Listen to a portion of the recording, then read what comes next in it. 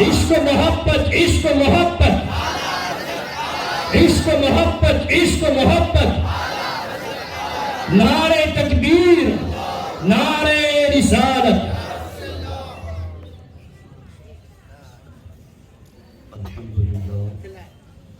الحمد لله الذي جعل نبينا شاهدا ومبشرا ونذيرا وداعيا إلى الله بإذنه وسراجا منيرا والصلاة والسلام على النبي حبيبه المصطفى الذي أرسله بالحق والهدى وعلى آله وأصحابه أولي الصدق والصفاء أما بعد فأعوذ بالله من الشيطان الرجيم بسم الله الرحمن الرحيم والذين هم لفروجهم حافظون إلا على أزواجهم أو ما ملكت أيمانهم فإنهم غير ملومين فمن ابتغى وراء ذلك فأولئك هم العادون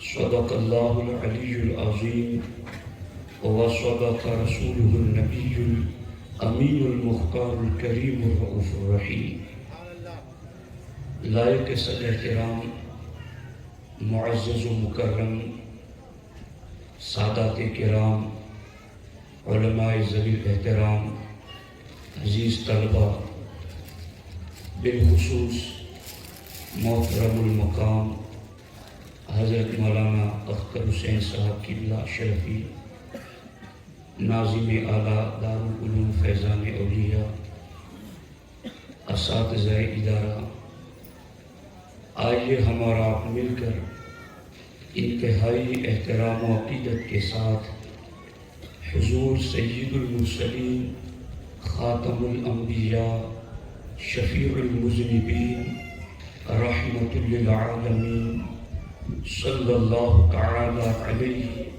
وآلہ واصحابہ وبارک وسلم کی بارگاہ میں اپنی غلامی کا ثبوت دیں اور جس طریقے سے میں پڑھاؤں میرے ساتھ مل کر عقیدت و محبت میں ڈوب کر بآواز بلند نذرانِ محبت پیش کریں الصلاة والسلام علیک یا رسول اللہ الصلاة والسلام علیک یا حبیب اللہ الصلاة والسلام علیک یا نبی اللہ وعلا آلک وأصحابک یا نور اللہ صلی اللہ تعالی علیہ وسلم سرکار اعلیٰ حضرت بارگاہ غوثیت معاب میں یوں استغاثہ پیش کرتے ہیں دل پہ کندہ ہو تیرا نام کہ وہ دزد رجیم دل پہ کندہ ہو تیرا نام کہ وہ دزد رجیم الٹے ہی پاؤں پھیرے دیکھ کے تغرا تیرا نزاع میں گور میں میزاں پہ سر پل پہ کہیں نہ چھوٹے ہاتھ سے دامان معلیٰ تیرا اے رضا چیست غم ار جملہ جہاں دشمن دوست اے رضا چیست غم ار جملہ جہاں دشمن دوست کردہ اما من خود قبلہ حاجہ تیرا دوستان محترم آج کا یہ جشن غوث الورا محب گرامی شیخ مشتاق بھائی عرف منا بھائی کے صاحبزادے محمد مستقیم کی شادی کے موقع پر منعقد ہے اور اس میں خصوصی خطاب داعی کبیر وقار اہل سنت امیر سنی دعوت اسلامی کا ہوگا حضرت کی آمد سے قبل میں چند ضروری باتیں آپ کی خدمت میں عرض کرنا چاہتا ہوں دوستان محترم حضرت امام غزالی رضی اللہ تعالی عنہ ارشاد فرماتے ہیں اللہ رب العزت نے مخلوقات کو 3 قسموں میں پیدا فرمایا ہے۔ اس جہان میں جتنی مخلوقات ہیں ان مخلوقات کی 3 قسمیں ہیں۔ امام غزالی فرماتے ہیں کہ مخلوقات میں سے پہلی قسم ہے فرشتے۔ فرشتے اللہ کی وہ مخلوق ہیں جنہیں اللہ نے عقل تو عطا فرمائی ہے مگر اللہ نے انہیں شہوت اور نفس سے پاک اور منزہ رکھا ہے۔ دوسری مخلوق حیوانات اور جانور ہیں، اور حیوانات اور جانوروں میں اللہ نے عقل نہیں رکھی، صرف اور صرف انہیں شہوت اور خواہش دی ہے۔ مگر ان 2 مخلوقوں کے بالمقابل آپ انسان کو دیکھیں تو انسان اللہ کی وہ مخلوق ہے جسے اللہ رب العزت نے عقل کا نور بھی عطا فرمایا ہے اور نفس کی لذتیں بھی عطا فرمائی ہیں۔ فرشتوں کا جہاں تک معاملہ ہے تو اللہ قرآن مجید میں ارشاد فرماتا ہے لا یعصون اللہ ما امرہم، کہ فرشتے اللہ کی نافرمانی نہیں کرتے۔ فرشتے نہ چھوٹا گناہ کر سکتے ہیں نہ بڑا گناہ کر سکتے ہیں۔ فرشتے صغیرہ اور کبیرہ گناہوں سے پاک ہیں۔ یفعلون ما یؤمرون، فرشتے وہی کرتے ہیں جو انہیں رب کا حکم ہوتا ہے۔ فرشتے کون ہوتے ہیں؟ بل عباد مکرمون، قرآن کہتا ہے فرشتے اللہ کے عزت والے بندے ہیں۔ فرشتے کون ہیں؟ لا یسبقونہ بالقول، جو بات میں کبھی اللہ سے آگے نہیں بڑھتے ہیں۔ وَهُمْ بِالْأَمْرِ يَعْمَلُونَ، کہ فرشتے اللہ کے حکم کے پابند ہیں۔ تو مخلوقات کی 3 قسموں میں سے پہلی قسم وہ ہیں فرشتوں کی کہ جنہیں اللہ رب العزت نے عقل کو عطا فرمائی ہے مگر اللہ نے انہیں نفس سے پاک رکھا ہے۔ لیکن دوسری سمت حیوانات کو دیکھو، جانوروں کو دیکھو تو جانوروں میں عقل نہیں ہے، ان میں صرف خواہشات ہیں۔ اور چونکہ علماء جانتے ہیں، طلبہ سمجھتے ہیں کہ عقل ہی احکام شریعت کے مکلف ہونے کا سبب ہے، جہاں عقل ہوتی ہے وہی بندہ شریعت کے احکام کا ذمہ دار بنتا ہے۔ باضابطہ انسانوں میں بھی اگر کوئی انسان ایسا ہے جو پاگل ہے، اگر کوئی انسان ایسا ہے جو مجنون ہے، یا پھر صوفیاء کی اصطلاح میں کوئی انسان ایسا ہے جو مجذوب ہے، تو ان پر شریعت کے احکام لاگو نہیں ہوتے۔ ہمارے نبی علیہ السلام ارشاد فرماتے ہیں رفع القلم عن ثلاث، اللہ کے رسول علیہ السلام ارشاد فرماتے ہیں کہ اللہ نے 3 قسم کے لوگوں سے قلم اٹھا لیا ہے۔ 3 قسم کے لوگوں کا کوئی عمل بطور گناہ لکھا نہیں جاتا۔ ان 3 میں سے ہمارے نبی ارشاد فرماتے عن المجنون حتی یعقل، کہ پاگل جب تک کہ ہوش میں نہ آ جائے، پاگل جب تک کہ عقل مند نہ ہو جائے، اس پر شریعت کا احکام لاگو نہیں ہوتا ہے۔ تو جب انسانوں میں اگر کوئی بے عقل ہو، کوئی مجنون، پاگل، مجذوب اور دیوانہ ہو، تو اس پر شریعت کے احکام نہیں لگتے ہیں، تو جانور تو سرے سے ہی ہے عقل سے خالی، تو جانور اسی لیے احکام شرع کے مکلف نہیں ہے۔ تو مخلوقات میں ایک مخلوق وہ ہے کہ جو سراسر اللہ کے حکم پر عمل کرتی ہیں، ایک مخلوق وہ ہے جو الف سے لے کر یا تک صغیرہ کبیرہ کسی معاملے میں اللہ کی نافرمانی کر ہی نہیں سکتی ہیں، جو معصوم ہے، گناہ اور خطا سے پاک منزہ اور مبرہ ہے، اور وہ فرشتوں کی جماعت ہیں۔ اور دوسری طرف حیوانات کہ جن میں عقل نہیں کہ صرف خواہش ہے، تو عقل نہیں ہے اس لیے انہیں مکلف بھی نہیں کیا گیا، اس لیے انہیں شریعت کے احکام پر عمل کرنے کا پابند بھی نہیں کیا گیا۔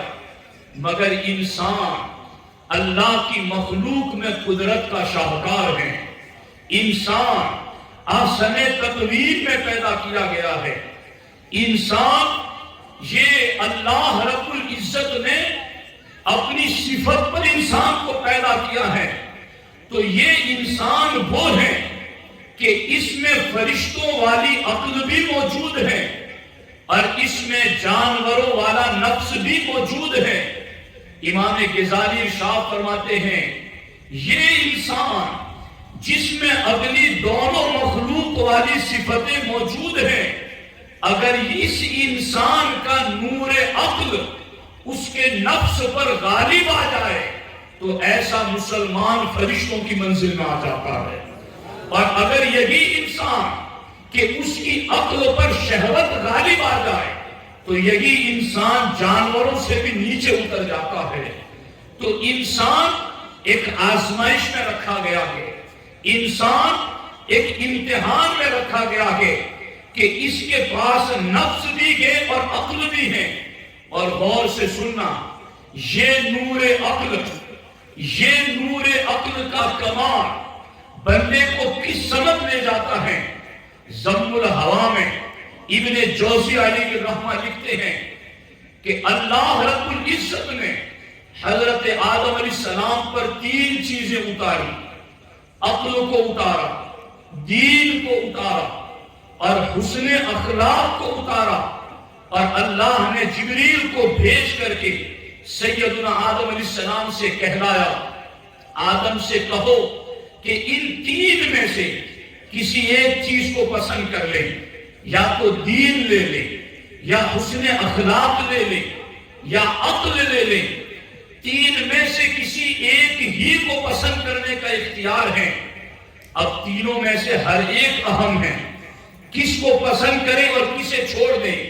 اے انسانوں، تم اشرف المخلوقات ہو، تمہیں اللہ نے عقل دی ہے، تو اس عقل کی وجہ سے ہونا کیا چاہیے، اس عقل کا نتیجہ کیا نکلنا چاہیے، اس عقل کی وجہ سے بندے کو کس راہ پر چلنا چاہیے۔ حضرت جبریل نے کہا اے آدم علیہ السلام، یہ 3 چیزیں ہیں، تینوں میں سے کسی ایک کو اپنے لیے پسند کر لو۔ آدم علیہ السلام نے ہاتھ بڑھایا اور عقل کو اپنے لیے پسند کر لیا، عقل کو اپنے لیے منتخب کر لیا، اور باقی 2 چیزیں دین اور حسن اخلاق، ان کے بارے میں کہا جاؤ تم آسمان کی طرف چلے جاؤ۔ تو اس وقت دین اور حسن اخلاق آسمان کی طرف نہیں گئے بلکہ دونوں رکے رہے۔ آدم علیہ السلام نے کہا کیا تم میری نافرمانی کرو گے؟ جب مجھے 3 میں سے ایک ہی کو پسند کرنے کا اختیار تھا اور میں نے عقل کو پسند کر لیا، اب میں تم دونوں کو کہتا ہوں کہ آسمان کی طرف چلے جاؤ، تو کیا تم نہ جا کر میری نافرمانی کرو گے؟ تو دین نے بھی کہا اور حسن اخلاق نے بھی کہا کہ اے آدم علیہ السلام، آپ کو تو یہ کہا گیا کہ 3 میں سے ایک پسند کر لینا، اور ہم تینوں کو یہ کہا گیا کہ جہاں عقل رہے وہیں پر تمہیں رہنا ہے، جہاں عقل رہے وہیں پر دین رہے گا، جہاں عقل رہے گی وہیں پر حسن اخلاق بھی رہے گا۔ اے اللہ کے پیغمبر آدم علیہ السلام، اب آپ نے چونکہ عقل کو اختیار کر لیا ہے تو اسی عقل میں دین بھی ہے اور اسی عقل میں حسن اخلاق بھی ہے. ہم کہیں نہیں جائیں گے. جہاں عقل کا نور ہوگا، جہاں عقل کا کمال ہوگا، جہاں عقل پر اسلام کا نور چڑھا ہوگا، وہ عقل جہاں ہوگی وہاں دین ہوگا. وہ عقل جہاں ہوگی وہاں حسن اخلاق ہوگا. تو اے اشرف المخلوقات کے پسندیدہ خدا کے بندو، اے مصطفیٰ کریم کے غلاموں، ہمیں عقل بھی دی گئی، ہمیں شہوت بھی دی گئی، مگر آدم علیہ السلام نے زمین پر آتے ہی عقل کو چن کر اور رب نے عقل کے ذریعہ دین اور اخلاق کو عقل کے ساتھ جوڑ کر کے قیامت تک آنے والے بندوں کو یہ پیغام دے دیا کہ اے خدا کے بندو، اگر تمہارے پاس عقل ہے تو پھر دین بھی تمہارے پاس ہونا چاہیے. اگر تمہارے پاس عقل ہے تو حسن اخلاق بھی تمہارے پاس ہونا چاہیے. تو جہاں جہاں عقل ہے، یعنی وہ عقل جس کو کامل عقل کہا جاتا ہے، وہ عقل جسے نور کہا جاتا ہے، وہ عقل جہاں ہوگی وہاں دین بھی ہوگا، حسن اخلاق بھی ہوگا. لیکن اس عقل کے ساتھ جب دین بھی ہے، اس عقل کے ساتھ جب حسن اخلاق بھی ہے، تو اب آگے اس عقل کے ساتھ ساتھ خواہشات بھی تو ہیں، نفس بھی تو ہیں. اور یاد رکھنا، انسان کو مس گائیڈ کرنے والی دو چیزیں ہیں. ایک شیطان ہے جو کہ ان الشیطان للانسان عدو مبین، جو کہ انسانوں کا کھلا ہوا دشمن ہے. اور دوسرا انسان کو مس گائیڈ کرنے والا اس کا اپنا نفس ہے. صوفیاء کرام فرماتے ہیں کہ شیطان انسان کو اتنا مس گائیڈ نہیں کرتا جتنا نفس اس کو مس گائیڈ کرتا ہے. اور شیطان سے جتنا بندہ خوف زدہ رہتا ہے، اس سے کئی گنا زیادہ اس کو نفس کے بارے میں خوف زدہ رہنا چاہیے. اسی لیے ہمارے نبی علیہ السلام نے ارشاد فرمایا، افضل الجہاد جہاد النفس. سرکار فرماتے ہیں سارے جہادوں میں سب سے افضل ترین جہاد وہ ہے جو مومن اپنے نفس کے ساتھ کرتا ہے. نفس کے ساتھ جہاد، یہ جہادوں میں سب سے افضل جہاد ہے. اسی لیے صحابہ کرام جب جنگوں میں جاتے اور جنگوں سے پلٹ کر واپس آتے تو ہر صحابی کی زبان پر یہ جملے ہوتے، رجعنا من جہاد الاصغر الى جہاد الاکبر، کہ ہم چھوٹے جہاد سے بڑے جہاد کی طرف آ گئے. یعنی میدان میں دشمنوں سے لڑنا یہ چھوٹا جہاد ہے، اور اپنے نفس سے لڑنا یہ بڑا جہاد ہے. چونکہ دشمن تو سامنے نظر آتا ہے جس سے مقابلہ کرنا آسان ہے، مگر نفس کے وسوسے نظر نہیں آتے، نفس کے حملے نظر نہیں آتے، نفس کا قید و مکر نظر نہیں آتا. تو ہر صحابی یہ کہتا کہ جنگ میں دشمنوں سے لڑنا ہمارے لیے چھوٹا جہاد ہے، مگر نفس سے لڑنا یہ ہمارے لیے بڑا جہاد ہے. جب عقل کے ساتھ دین بھی ہے، جب عقل کے ساتھ حسن اخلاق بھی ہے، مگر اسی عقل کے ساتھ ساتھ نفس کی آزمائش بھی ہے، تو اب اس نفس کو اسلام نے تسکین دینے کا طریقہ کیا رکھا ہے؟ چونکہ اسلام دین فطرت ہے، اسلام رہبانیت کا مذہب نہیں ہے، اسلام سنیاسیت کا مذہب نہیں ہے، اسلام آبادی کو چھوڑ کر جنگلات میں جانے کا مذہب نہیں ہے. اسلام معاشرے میں رہ کر کے تمدن کے ساتھ زندگی گزارنے والا مدنی طبع تخلیق کیا گیا ہے. انسان کی فطرت کو اللہ نے مل جل کر رہنے والی طبیعت پر پیدا کیا ہے. اسی لیے تو دیکھیں جانور جدا جدا رہتے ہیں، مگر ایک انسان ہوتا ہے تو کوئی اس کا باپ ہے، کوئی ماں ہے، کوئی بھائی ہے، کوئی بہن ہے، کوئی ماموں ہے، کوئی خالہ ہے، ایک وجود ہے مگر کتنوں سے جڑا ہوا ہے. یہی تو انسانیت کا کمال ہے، یہی تو انسان کا مل جل کر رہنے والا معاملہ ہے.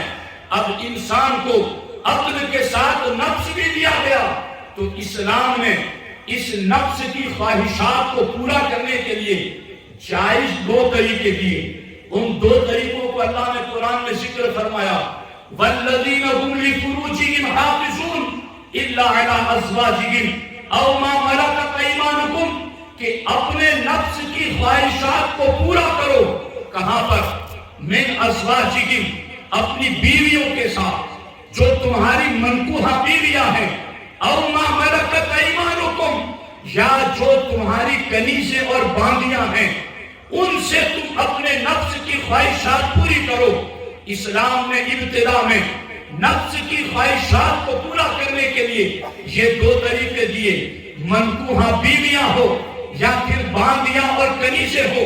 لیکن اب چونکہ یہاں اسلامی سلطنت نہیں، فتوحات کا معاملہ نہیں، اور کوئی کنیز اور غلام کی سسٹم نہیں ہے، تو اب باندیوں والا وقت جو موقع تھا وہ اس وقت نہیں ہے. مگر ایک آپشن آج بھی موجود ہے، وہ یہی ہے کہ مومن شرعی طریقے پر نکاح کرے اور اپنی منکوحہ بیوی سے اپنے نفس کی خواہشات کو تکمیل تک پہنچا سکتا ہے. اب یاد رکھنا، توجہ کے ساتھ چلنا، میں ترتیب سے چل رہا ہوں. علماء میری گفتگو کو سن رہے ہیں اور سمجھ رہے ہیں کہ میں کہاں سے کس طرف جا رہا ہوں. غور کرنا، ساری مخلوقات کی تین قسمیں، فرشتے ایک طرف، حیوانات ایک طرف، مگر ان دو قسموں میں جو خوبیاں تھی اللہ نے وہ دونوں خوبیاں انسان میں رکھی. اور عقل کے ساتھ انسان کو دین بھی دیا، عقل کے ساتھ انسان کو حسن اخلاق بھی دیا جو عقل کے نور والی ہو. اور پھر نفس والی بات آئی تو اس نفس کی تکمیل کے لیے بھی اسلام نے ایک نظام اور سسٹم دیا، اور اسی نظام کو نکاح کہتے ہیں. اب آپ مجھے بتائیں، پانی آنے والا ہو، باڑھ آنے والی ہو، اگر آپ اس کو صحیح رستہ نہ دیں گے تو وہ بستیوں کو تباہ کر دے گا، وہ آبادیوں کو ویرانوں میں تبدیل کر دے گا، وہ لہلہاتے ہوئے کھیتوں کو بنجر زمین میں تبدیل کر دے گا. پانی آنے سے پہلے اس کو صحیح رخ دینا ضروری ہے. اسی طریقے سے اسلام نے بھی جہاں انسان میں نفس رکھا ہے، وہاں انسان کے نفس کی خواہش کی تکمیل کے لیے اسلام نے پہلے سے نکاح کا سسٹم رکھا ہے، نکاح کا طریقہ رکھا ہے. اور اس طریقے پر چلتے ہوئے اگر آج مومن چلے گا تو پھر نہ بستیاں تباہ ہوگی، نہ آبادیاں ویرانوں میں تبدیل ہوگی، نہ انسانیت فساد کا شکار ہوگی. مگر آج مسئلہ ہی ہمارا یہی ہے. لوگ کہتے ہیں مولانا زنا بڑی کثرت سے ہو رہے ہیں، بے حیائی بڑی کثرت سے ہو رہی ہے، بد نگاہی بڑی کثرت سے ہو رہی ہے، لوگ ناجائز کاموں میں بہت تیزی سے مبتلا ہو رہے ہیں. میں ان عقل مندوں کو کہتا ہوں، باڑھ آنے والی ہو تو تمہیں خوب پتا ہوتا ہے کہ اس کا صحیح رستہ اپنایا جائے، اس کو صحیح رستہ دیا جائے. اگر نہیں دو گے تو بستیاں تباہ ہو جائے گی. تو جہاں انسان میں نفس کی خواہشات رکھی گئی ہیں، اگر اس کو بھی صحیح رستہ نہ دیا گیا تو پھر یہ فساد ہوگا، بیکار ہوگا، انسانیت کا نسب مخلوط ہوگا، اور نسب کا اختلاف بے غیرت قوم کو جنم دیتا ہے. اس لیے یاد رکھنا، ہمیں اپنی اولاد کے نکاح کے معاملے میں ایکٹیو رہنا ہوگا، بہت باہوش رہنا ہوگا. اور اس سلسلے میں جو لوگوں کے بہانے ہیں، میں ان بہانوں پر تھوڑی ڈسکس کرنا چاہتا ہوں کہ لوگوں نے کن چیزوں کو ہیرے بنا رکھے ہیں. 20-25 سال کی بیٹیاں ہو گئی، بیٹے 28, 30, 25, 20 سال کے ہو گئے، اور ابھی تک ماں باپ کے سروں میں چون تک نہیں رینگتی. انہیں ہوش ہی نہیں ہے کہ یہ آنے والا سیلاب پتہ نہیں کون سا رخ اختیار کرے گا، اور پھر زنا کا بازار گرم ہوگا. آپ کو پتہ نہیں ہے، ہمارے نبی نے تو یہاں تک فرمایا، جس بستی میں ایسی عورتیں رہتی ہو جن کے پاؤں کے پازیب کی گھنگرو کی آواز پیدا ہو، اللہ اس بستی والوں کی دعائیں قبول نہیں کرتا ہے. تو پھر جہاں زنا ہوگا، جہاں بدکاری ہوگی، جہاں بے حیائی ہوگی، پھر اس قوم پر ظلم نہیں ہوگا تو کیا ہوگا؟ پھر وہ قوم ذلیل نہیں ہوگی تو کیا ہوگی؟ یاد رکھنا یہ تباہیاں بلا وجہ نہیں ہیں. اعمالکم اموالکم، تمہارے عمل بھی تمہارے حکمران ہیں. تم اپنے بارے میں سوچو کہ تم نے عمل کیسے کیے ہیں. اب ایک نکاح کا معاملہ ہے. اس نکاح کے معاملے میں لوگ کیا کہتے ہیں؟ مولانا ابھی بیٹا پاؤں پہ کھڑا نہیں ہوا ہے، ابھی اس کا کاروبار سیٹ نہیں ہوا ہے. مجھے پتا نہیں کہ 5 سال کے بعد اور کون سے پاؤں نکلے گے اس کے، جن پاؤں پر کھڑا ہو کر کے یہ چلنا سیکھے گا. یہ ابھی دودھ پی رہا ہے کہ اسے چلنا نہیں آتا. تم اس کے بارے میں ان وسوسوں میں نہ رہو. اسے چلنا ہی نہیں، بہت کچھ آ گیا ہے. مگر یاد رکھو جو رزق کے بارے میں، جو اس کے کاروبار کے بارے میں نکاح کو لیٹ کر رہے ہیں، میں تمہیں اس نبی کا فرمان سنا رہا ہوں جن کا کلمہ میں نے بھی پڑھا ہے، تم نے بھی پڑھا ہے، جن کی غلامی کا دم میں بھی بھرتا ہوں، آپ بھی بھرتے ہیں. آؤ اس نبی کے فرامین کو اپنے سر آنکھوں پر سجاؤ اور اس نبی کے فرامین کو عملی جامہ پہناؤ. ہمارے آقا حضور سید المرسلین صلی اللہ تعالی علیہ وسلم ارشاد فرماتے گئے التمسوا الرزق فی النکاح.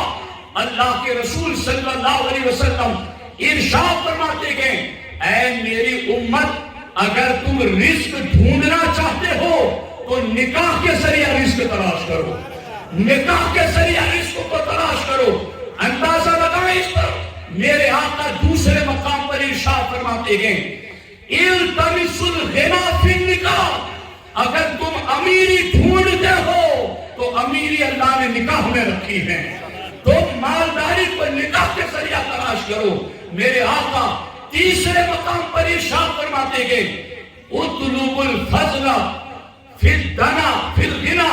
اللہ کے رسول علیہ السلام ارشاد فرماتے ہیں کہ تم اللہ کا فضل نکاح کے ذریعہ تلاش کرو. اب دیکھو تو صحیح، سرکار نے 3 مقامات پر جدا جدا الفاظ سے یہ کہا تمہیں رزق ڈھونڈنا ہے تو نکاح کے ذریعہ تلاش کرو، تمہیں فضل ڈھونڈنا ہے تو نکاح کے ذریعہ تلاش کرو، اگر تمہیں غنا کو تلاش کرنا ہے تو تم نکاح کے ذریعہ غنا کو تلاش کرو. اور ماں عائشہ صدیقہ نے کمال کرتے ہوئے ارشاد فرمایا انکحوا النساء فإنهن یأتینکم بالمال. ماں عائشہ صدیقہ فرماتی ہیں اے مردو عورتوں سے نکاح کرو، عورتیں تمہارے نصیب میں آئے گی تو مال بھی ساتھ میں لے کر آئے گی، وہ نصیب بھی ساتھ میں لے کر آئے گی، وہ رزق اور غنا بھی ساتھ میں لے کر آئے گی. اور اللہ اکبر. میرے آقا علیہ السلام کی خدمت میں ایک صحابی نے عرض کیا حضور میں بہت تنگ دست ہوں، میں غریب ہوں، میں محتاج ہوں. اللہ کے رسول نے ارشاد فرمایا تم نکاح کرو، اللہ تمہیں مالدار کر دے گا. اے نبی کے غلاموں، کہاں شیطان کے وسوسوں میں پھنس گئے، کہاں شیطانی وساوس میں ڈوب گئے ہو. نکاح تو فضل کا ذریعہ ہے، نکاح تو رزق کا ذریعہ ہے، نکاح تو غنا کا ذریعہ ہے. اور کمال کر دیا اللہ نے قرآن میں اور اس آیت کی تفسیر میں صدیق اکبر نے اللہ نے قرآن میں فرمایا وَأَنْكِحُوا الْأَيَامَ مِنْكُمْ وَالصَّالِحِينَ مِنْ عِبَادِكُمْ وَإِمَائِكُمْ إِنْ يَكُونُوا فُقَرَاءَ يُغْنِهِمُ اللَّهُ مِنْ فَضْلِهِ. اللہ قرآن میں فرماتا ہے کہ اپنے میں سے جن مردوں اور عورتوں کے نکاح نہ ہوئے ہوں ان کے نکاح کراؤ. إِنْ يَكُونُوا فُقَرَاءَ يُغْنِهِمُ اللَّهُ مِنْ فَضْلِهِ. اگر وہ نکاح سے پہلے فقیر ہوں گے اللہ نکاح کی برکت سے انہیں مالدار فرما دے گا. یہ قرآن کی آیت ہے. قرآن کیا کہہ رہا ہے اور لوگوں کا نفس کیا کہہ رہا کہ اس آیت کی تفسیر میں در منصور میں سیدنا ابو بکر الصدیق رضی اللہ تعالیٰ عنہ ارشاد فرماتے گئے اطیعوا اللہ فیما امرکم به من النکاح ینجز لکم ما وردکم من الغنا. صدیق اکبر کہتے ہیں اے لوگو ایک حکم اللہ نے تمہیں دیا ہے اور اس حکم پر عمل کرنے کا وعدہ کیا ہے. اللہ نے حکم یہ دیا ہے کہ تم اللہ کے حکم پر عمل کرتے ہوئے نکاح کرو ينجز لكم ما وعدكم من الغنى، اللہ کے حکم پر عمل کرتے ہوئے تم نکاح کرو گے تو اللہ نے جو مالداری دینے کا وعدہ کیا ہے وہ رب ضرور پورا فرمائے گا۔ تو ایک طرف رب کا حکم ہے اور دوسری طرف اس حکم پر عمل کرنے کی جزا ہے۔ حکم یہ ہے کہ جو بے نکاح ہو ان کے نکاح کراؤ، ينجز لكم ما وعدكم من الغنى، تو رب نے جو غنا کا وعدہ کیا ہے وہ رب پورا فرما دے گا۔ اور میں تو یہاں کمال نظر سے حضرت عمر کو دیکھتا ہوں۔ حضرت عمر کہتے ہیں میں تو اس کو عقل مند مانتا ہی نہیں جو بغیر نکاح کے امیر بننا چاہتا ہے، جو بغیر نکاح کے مالدار بننا چاہتا ہے۔ تو اے لوگوں، اگر صرف کاروبار کے لیے اور یہ سوچ رہے ہو کہ نکاح کریں گے تو بیوی کے خرچے، پھر ان کی دوائیوں کے، ان کی اولاد کے، تو ہم کہیں غریب نہ ہو جائیں، تو ایسا ہرگز نہ سوچنا۔ نکاح تو برکتیں لے کر آتا ہے، اور باضابطہ امام اہل سنت نے تو یہاں تک فرمایا نئی نویلی دلہن جس گھر میں آئے اس کے پاؤں دھو کر کے اس پانی کو گھر کے 4 کونوں میں ڈال دو، اس گھر میں برکتوں کا نزول ہوگا، اس گھر میں رحمتوں کا نزول ہوگا۔ یہ ہے نکاح جو برکتیں لاتا ہے۔ اور ہمارے آقا ارشاد فرماتے ہیں ثلاثۃ حق علی اللہ عونہم، سرکار فرماتے 3 بندے ایسے ہیں جن کی مدد کرنا اللہ نے اپنے ذمہ کرم پر اٹھا لیا کہ، یعنی رب نے کہا کہ یہ 3 بندے ایسے ہیں جن کی میں مدد کروں گا۔ ان میں پہلا بندہ میرے آقا فرماتے ہیں الناکح یرید العفاف، وہ نکاح کرنے والا جو اس نیت سے نکاح کرتا ہے کہ میں نکاح کروں تاکہ میری پاکیزگی کی حفاظت رہے، میں نکاح کروں تاکہ میری طہارت کی حفاظت رہے، میں نکاح کروں تاکہ میرے نفس کی حفاظت ہو۔ سرکار فرماتے اس نیت سے جو نکاح کرتا ہے اللہ اس مومن کی ضرور مدد فرماتا ہے۔ غور کرو یہاں پر جہاں نکاح میں یہ کہا گیا وہ نکاح کرو فضل ملے گا، جہاں نکاح کے بارے میں یہ کہا گیا وہ نکاح کرو غنا ملے گا، جہاں نکاح کے بارے میں یہ کہا گیا وہ نکاح کرو رزق ملے گا، جہاں نکاح کے بارے میں یہ کہا گیا ہو کہ نکاح کرنے والے کی اللہ مدد فرمائے گا، جہاں نکاح کے بارے میں یہ کہا گیا ہو کہ بے نکاح امیر بننے والے کو عمر کہتے میں عقل مند نہیں مانتا۔ کیا آج کی مسلم سوسائٹی کا ذہن اس اسلامی طریقے سے ہٹ نہیں رہا ہے؟ کیا آج مسلم ماں باپ اپنی اولاد کے سلسلے میں اسلام کی اس تعلیمات سے دور نہیں ہو رہے گے؟ یہ سنی اجتماع اور یہ سنی دعوت اسلامی کا پیغام آپ کے دلوں تک یہی دستک دے رہا ہے کہ اگر بیٹے اور بیٹیاں نکاح کی عمر کو پہنچ گئے ہیں تو فساد کا دروازہ نہ کھولو، گناہ کا دروازہ نہ کھولو، برکتوں کا دروازہ کھولو، غنا کا دروازہ کھولو، رزق کا دروازہ کھولو، خدا کی ملنے والی مدد کا دروازہ کھولو۔ رب کی مرضی پر چلو گے تو یہاں بھی کامیاب رہو گے، آخرت میں بھی کامیاب رہو گے۔ ایک تو پہلا لوگوں کا یہ معاملہ تھا۔ اب چونکہ اس کے سلسلے میں اسی کے ضمن ذیل میں ایک بات یہ بھی ہے کہ اصل میں لوگ یہ کہتے ہیں مولانا ہم نے چونکہ 10 لوگوں کے گھروں کا کھایا ہے، اب ہم نہیں کھلائیں گے تو لوگ کیا کہیں گے؟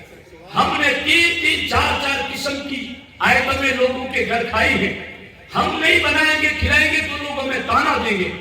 مجھے افسوس ہوتا ہے مسلمان ہیں اور ایسا کلچر رکھتے ہیں، مسلمان ہیں اور ایسی فکر رکھتے ہیں۔ ہمارے نبی ارشاد فرماتے ہیں اعظم النکاح کی برکتاً ایسرہم مؤونتاً، سرکار فرماتے ہیں اس نکاح میں اللہ برکتیں سب سے زیادہ دیتا ہے جس نکاح میں اہتمام اور خرچ کم ہوتا ہے۔ تو برکتیں لینی ہو تو طریق چلو حضور کے طریقے پر، اور جب تمہیں برکتیں چاہیے نہیں تو پھر کیوں روتے ہو کہ 1 مہینہ ہوا اور بیٹا اور اس کی ہماری بہو میں تو بنتی ہی نہیں، ہمارے تو طلاق تک نوبت پہنچ گئی، ہمارے تو یہ ہو گیا۔ جب تم نے برکت والا طریقہ اپنایا ہی نہیں ہے تو پھر اب کیوں رو رہے ہو؟ اسلام جیسا مذہب ہو اور لوگ غیروں کے طریقے پر چلے. اس لیے یاد رکھنا سرکار نے اسی لیے فرمایا نکاح کو اتنا آسان کر دو کہ زنا کرنا مشکل ہو جائے. آج 2-5 ہزار رکھنے والا بندہ زنا تو بڑی آسانی سے کر لیتا ہے مگر 2-5 ہزار رکھنے والا نکاح نہیں کر سکتا. چونکہ لوگوں کی خود ساختہ جاہلانہ رسموں نے نکاح کو اتنا مہنگا بنا دیا ہے کہ اب 5 لاکھ 10 لاکھ نہیں ہوں گے تو نکاح کیسے کر سکیں گے.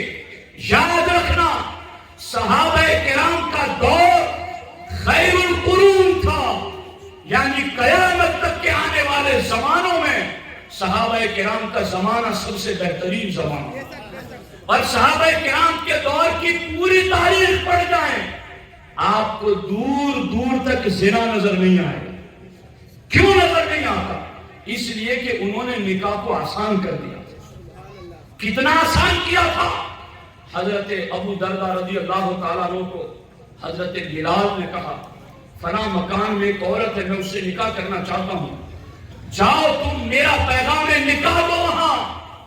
حضرت ابو دردہ گئے، انہیں سمجھایا کہ بلال کا پیغام نکاح لے کر آیا ہوں، اپنی فلاں لڑکی کا نکاح ان سے کر دو. انہوں نے کہا کہ نہیں، ہم بلال سے رشتہ نہیں کرنا چاہتے. کہا بلال کی اتنی فضیلتیں، کہا ہمیں بلال کی فضیلتوں سے انکار نہیں مگر ہم رشتہ نہیں کرنا چاہتے. جب ابو دردہ نے ضد زیادہ کی تو گھر والوں نے کہا کہ بتاؤ تم نکاح کرنا چاہتے ہو اس لڑکی کے ساتھ؟ اپنا بولو. انہوں نے کہا چلو میرا ہی نکاح کرو.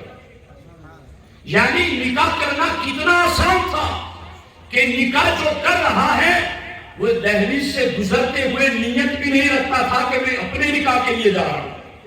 اور بیٹی دینے والا بھی کتنی آسانی سے نکاح میں بیٹی دے دیتا تھا. اب حضرت ابو دردہ نے نکاح کر لیا، کر کے واپس باہر نکلے تو وہاں حضرت بلال پہلے سے گلی میں انتظار میں بیٹھے تھے. ابو دردہ سر جھکائے ہوئے جانے لگے تو کہا کہ ابو دردہ کیا بات ہے؟ کہا میں تو تمہارے رشتے کی بات لے کے گیا تھا اور خود اپنا ہی نکاح کر کے آ گیا ہوں، اس لیے شرمندہ ہوں. جواب سنو بلال صحابی رسول کا. فرماتے ہیں کہ شرمندہ تمہیں کیا ہونے کی ضرورت ہے؟ شرمندہ تو مجھے ہونا چاہیے تھا کہ تقدیر میں تمہارے لکھا تھا، میں کوشش کیوں کر رہا تھا. تو نکاح جب تک اتنی آسانی سے ہو جاتے تھے اس وقت تک زنا نہیں ہوتے تھے، اس وقت تک بد نگاہی، بد عملی، بد پھیری نہیں ہوتی تھی. آج نکاح ہی لوگوں نے اتنی مشکل کر دی. کبھی کبھی تو یوں دیکھنے میں آتا ہے کہ منگنی میں پوری بارات گویا کھلائی جا رہی اور منگنی میں اتنا خرچ کیا جا رہا ہے. اگر کسی کے پاس وسعت ہے اور وہ کر رہا ہے تو اس کو میں حرام نہیں کہہ رہا، مگر اتنا سب کچھ کرنے کے لیے نکاح کو لیٹ کرنا یہ ضرور برا ہے. خدا نے وسعت دی ہے تو شادی میں نہیں روز کھلاؤ. غوث پاک فرماتے میں نے ساری عبادتوں میں غور کیا مگر غریبوں کو کھانا کھلانے سے بہتر مجھے کوئی عبادت نظر نہیں ہے. روز کھلاؤ مگر ان آئٹموں کے تیار کرنے میں، کھانے پینے کی اور لوگوں کی کثیر تعداد کو بھلانے کے لیے بیٹے اور بیٹیوں کے نکاحوں کو 5-5 3 سال تک لیٹ کرنا، یہاں تک کہ وہ گناہ میں پڑ جائے، یہ بہت بری چیز ہے.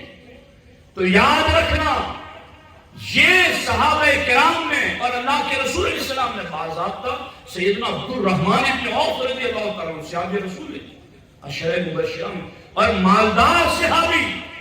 اللہ اکبر. جب حضرت عبد الرحمن ابن عوف سرکار کی بارگاہ میں آئے تو ان کے کپڑوں پر کچھ ہلدی کا اثر تھا، زردی کی. تو سرکار نے دیکھ کر کے کہا کہ عبد الرحمن کیا بات ہے، تمہارا نکاح ہو گیا ہے؟ کہا ہاں حضور میں نے نکاح کر لیا ہے. تو سرکار نے یہ نہیں کہا کہ تم میرا کلمہ پڑھ کے امتی بنے ہو اور مجھے بھی نہیں بلایا. اور عبد الرحمن ابن عوف نے بھی جانا کہ یہ نکاح سرکار نے اتنا آسان کر دیا ہے کہ اب اس کے لیے حضور کو تکلیف دینے کی بھی ضرورت نہیں. اتنا آسان تھا نکاح. سرکار نے بس اتنا کہا اولی ولو بشاتن، اے عبد الرحمن چلو نکاح ہو گیا ہے تو اب ولیمہ کر لینا اگرچہ ایک ہی بکری سے ہو۔ آج تو دوست بھی بڑی آسانی سے کوئی شادی کر لے تو ہزاروں لانے دیں گے، یار تو بڑا بے وفا نکلا کہ تو نے تو ہمیں بلایا ہی نہیں۔ تو ہرگز ایسا نہ کرو، بلکہ شریعت کے مطابق کوئی عمل کر رہا ہے اس کو مبارکباد دو، اس کی حوصلہ افزائی کرو، اس کی تائید اور تحسین کرو، تاکہ شریعت پر عمل کرنے والوں کو جھجک محسوس نہ ہو۔ ایک تو یہ چیز ہے کہ یہ لوگ یوں تو پہلے کاروبار سیٹ ہونے کا انتظار کرتے، ان کو بھی میں نے بتا دیا، اور جو پھر آگے رسمی ایجاد کر رکھی ہے لوگوں نے، اس کی بھی اسلام میں کوئی حیثیت نہیں ہے کہ یہ رسمیں ہوگی تو ہی نکاح ہوگا۔ نکاح میں صرف ایک چیز ضروری ہے اور وہ ہے مہر کی ادائیگی، وہ مہر کے، اور وہ بھی کتنا آسان ہے، 10 درہم کے برابر آپ کے پاس رقم ہو تو آپ دے دیں، اور وہ آج کے دور کے مطابق میرے خیال سے 2,500-3,000 روپے بنتی ہوگی۔ کتنا آسان، صرف 2,500-3,000۔ اور آگے بتاؤں بات، مہر کی بھی 2 قسمیں، مہر موجل اور مہر معجل۔ اسلام کہتا ہے اتنی چھوٹی رقم دینی ہے مہر میں، اور اگر ابھی تیرے پاس نہیں ہے بعد میں دینے کا وعدہ کر لے، ادھار رکھ لے تو بھی تیرا نکاح ہو جائے گا۔ کتنا آسان ہے، یعنی پہلے تو 2,500-3,000 کی ایک آسان نارمل رقم رکھی، اور اس کو بھی یہ کہا کہ ابھی نہیں ہے تو کوئی بات نہیں، تم میاں بیوی بن کر کے ساتھ رہ سکتے ہو، رقم بعد میں ادا کر دینا۔ اور قربان جاؤں اسلام کی عظمتوں پر، اگر بیوی معاف کر دے تو وہ مہر معاف بھی ہو جاتا ہے۔ کتنا آسان کر دیا اسلام نے نکاح۔ ایسے نکاح کو لوگوں نے من گھڑت رسموں کی وجہ سے مشکل بنا دیا۔ یاد رکھنا، سرکار نے فرمایا 3 چیزوں میں تاخیر مت کرو۔ 5 وقت کی نماز کا وقت آ جائے تو جلد پڑھ لو، جنازہ آ جائے تو جلد نماز جنازہ پڑھ لو، اور لڑکی نکاح کی عمر کو پہنچ جائے تو جلد اس کا نکاح پڑھ لو، تاخیر مت کرو اس میں۔ اب جنازہ رکھ کر کے کبھی کہتے ہو کہ ذرا میں 2 لاکھ کما لوں پھر جنازہ پڑھوں گا؟ 5 وقت کی نماز کے لیے کوئی کہتا ہے کہ ابھی میں 10 لاکھ کما لوں پھر فرض ادا کروں گا؟ جس طرح یہاں حکم ہے کہ وقت ہو جائے فوراً سر جھکاؤ، جنازہ آ جائے فوراً اس کی نماز جنازہ ادا کرو، یوں ہی جب عورتیں بیٹیاں نکاح کی عمر کو پہنچ جائیں تو پھر ان کے فوراً نکاح کرو، اس میں تاخیر مت کرو۔ یہ تاخیر اور لیٹ کرنا گناہوں کے دروازوں کو کھول رہا ہے۔ اب میں دوسرا سبب جو آپ کو بتانا چاہتا ہوں وہ بہت خاص ہے۔ ہمارے آقا حضور سید المرسلین صلی اللہ تعالی علیہ وسلم ارشاد فرماتے ہیں، اذا اتاکم من ترضون دینہ وخلقہ فزوجوہ وَإِلَّا تَفْعَلُوهُ تَكُنْ فِتْنَةٌ فِي الْأَرْضِ وَفَسَادٌ كَبِيرٌ۔ اللہ کے رسول صلی اللہ علیہ وسلم کے اس ارشاد کا ترجمہ یہ ہے، اِذَا أَتَاكُمْ مَنْ تَرْضَوْنَ دِينَهُ وَخُلُقَهُ، جب تمہارے پاس ایسا رشتہ آئے، لڑکی کا یا لڑکے کا، مَنْ تَرْضَوْنَ دِينَهُ، کہ جس کا رشتہ آیا ہے اس کا دین تمہیں پسند ہے، وَخُلُقَهُ، اور اس کا اخلاق تمہیں پسند ہے، فَزَوِّجُوهُ، تو پھر ضرور اس رشتے کو قبول کر لو، ضرور وہاں پر نکاح کر دو، اس کا دین تمہیں پسند ہو۔ دین کا مطلب یہی ہے کہ وہ سچا پکا کھرا سنی صحیح العقیدہ ہو، وہ نہ وابی ہو، نہ دیوبندی ہو، نہ غیر مقلد ہو، وہ 72 میں سے کسی ایک میں بھی نہ ہو، وہ کھرا پکا غوث پاک کا غلام ہو، وہ سچا پکا سلطان الہند غریب نواز کا غلام ہو، وہ سچا پکا ولیوں کی محبت رکھنے والا ہو۔ اگر ایسا رشتہ تمہارے پاس آ جائے جس کا عقیدہ اور دین تمہیں پسند ہے، وخلقہ، اس کا اخلاق بھی تمہیں پسند ہے، اخلاق مند نوجوان، اخلاق مند بیٹی ہے. تو حضور کی امت، حضور ہمیں بتا کر گئے فَزَوِّجُوهُ، اگر اس کا عقیدہ بھی ٹھیک ہے، اخلاق بھی ٹھیک ہے، تو پھر تم اس نکاح کو ٹالا مت کرو، اس نکاح کے بارے میں تاخیر مت کرو. اور اگر تم نے ایسے نکاح کو رد کر دیا تو اب حضور کا فرمان سنو اور پھر اپنے حالات پر ذرا نظر ڈالو.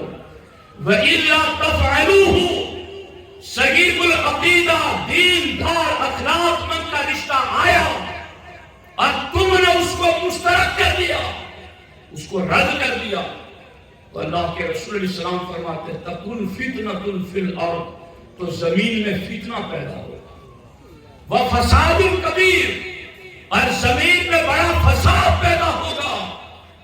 آج کیا یہ چیزیں ہم نہیں دیکھ رہے ہیں؟ کیا آج ان چیزوں سے ہم اور آپ نہیں گزر رہے ہیں کہ دین بھی پسند، عقیدہ بھی پسند، اخلاق بھی پسند، مگر اس کے باوجود بھی رشتوں کو ٹھکرایا جاتا ہے، یہاں تک کہ بیٹی اور بیٹا دونوں کے لیے گناہ کے دروازے کھلتے ہوئے نظر آتے ہیں. تو یاد رکھنا، جہاں دین داران رشتہ آ جائے، جہاں صحیح العقیدہ کا رشتہ آ جائے، جہاں اخلاق مند بندے کا رشتہ آ جائے، اس کو لیٹ مت کرو. اور ہمارے نبی نے تو کتنی پیاری بشارت دی ہے اس مقام پر. ہمارے آقا علیہ السلام ارشاد فرماتے ہیں کہ جس نے دینداری دیکھ کر کے نکاح کیا، بارک اللہ لہ فیہا وبورک لہا فیہ، سرکار فرماتے دینداری دیکھ کر جو نکاح کریں گے، ایسے مرد کے لیے بیوی میں اور بیوی کے لیے مرد میں اللہ برکتیں عطا فرماتا ہے. سبحان اللہ، سبحان اللہ. اب یہ چیز قابل توجہ ہے کہ میری گفتگو شروع سے لے کر آخر تک بار بار سنا کہ کیا برکتوں کے جتنے دروازے تھے ہم نے تو بند کر کے نکاح کیے، ہم نے تو نکاح کی رسم کے وقت ہی برکتیں نہ آنے پائے، کیونکہ برکتوں والے طریقے ہی نہیں اپنائے.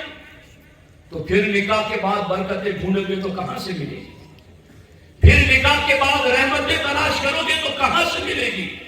اس لیے یاد رکھنا، آج کے اس نوجوان نسل کو آپ تحفظ دینا چاہتے ہیں، ان کی جوانی کو بچانا چاہتے ہیں، ان کی جوانی کے تقدس اور طہارت کو بچانا چاہتے ہیں، تو ان کی عمر جب نکاح کی ہو جائے تو پھر اس میں تاخیر مت کرو، ان کے لیے نکاح میں لیٹ مت کرو، بلکہ جتنا ہو سکے اتنا جلد ان کا نکاح ہو جائے تاکہ مسلم معاشرہ گناہوں سے بچ جائے. بے شک، بے شک. حضور امیر سنت دعوت اسلامی. نعرہ تکبیر، نعرہ رسالت.